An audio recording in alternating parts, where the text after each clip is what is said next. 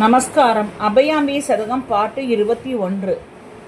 விதியின் முறைமை எத்தனை நாள் வினையிற்படுவதெத்தனை நாள் விசுவாசிக்க கொடுமை பல விளையும் பகையும் எத்தனை நாள் அதிக விளையும் எத்தனை நாள் நற்ப வாழ்வும் எத்தனை நாள் அதிலே குரோதியை திருப்பதெல்லாம் அழியும் வகையன் நாளோ பொதிகை மலையின் அரியனும் புகழ் சேர்க்காமன் திசைப்பாலன் போற்றும் ஒன்றன் இரு சரணம் பொருந்தி மகிழ்வெந்த நாளோ மதியை தரித்த முகில்வேணி மயிலே குயிலே வான்மணியே மயிலாபுரியில் வளரிசன் வாழ்வே அபயாம்பிகை தாயே மயிலாபுரியில் வளரிசன் வாழ்வே அபயாம்பிகை தாயே மயிலாபுரியில் வளரிசன் வாழ்வே அபயாம்பிகை தாயே.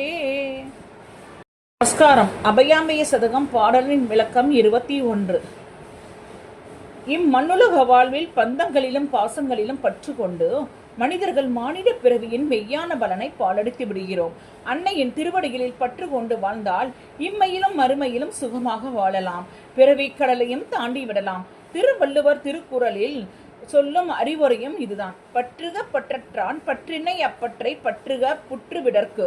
பற்றில்லாத இறைவனுடைய பற்றை மட்டும் பற்றி கொள்ள வேண்டும். அப்பற்றை பற்றி கொண்டால் உலகப்பற்று தானாக அகன்று விடவும் விதியின் வசத்தால் அறம் பாவம் என்ற வினையால் வந்த இவ்வாழ்வில் எத்தனை நாட்கள் அவஸ்தைப்படுவேனோ.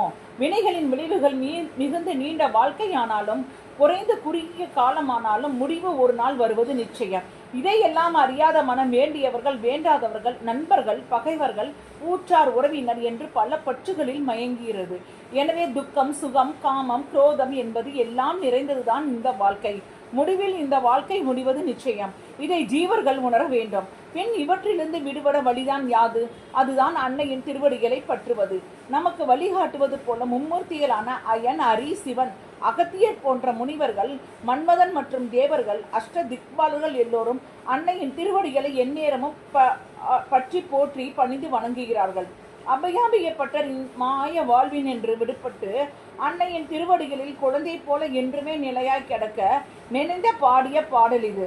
அபிராமி பட்டர் அபிராமி அந்தாதியில் ஆதித்தன் அம்புலி அங்கி குபேரன் அமரர் தங்கோன் போதி பிரமன் புராரி முராரி பொதிய முனி காதி பொறுபடை கந்தன் கணபதி காமன் முதல் சாதித்த புண்ணியர் எண்ணிலர் போற்றுவர் தையலையே என்று அன்னையை வணங்கும் அன்பர்களின் பட்டியலை அழகாக சொல்லுகிறார். சந்திரனை மேகம் போன்ற கருங்குந்தலில் அணிந்தவளே, மயிலே குயிலே வானில் ஒளி வீசும் சூரியனாக திகழ்பவளே, மயிலாடுதுறையின் பெருமை மிகு மயூரநாதருக்கு உயிராயிருப்பவளே, முன் திருவடிகளை அடையும் நாள் என்னாலோ என்று அபயாம்பிகை பட்டர் கேட்பது நம் நெஞ்சங்களை உருக்குகின்றதல்லவா?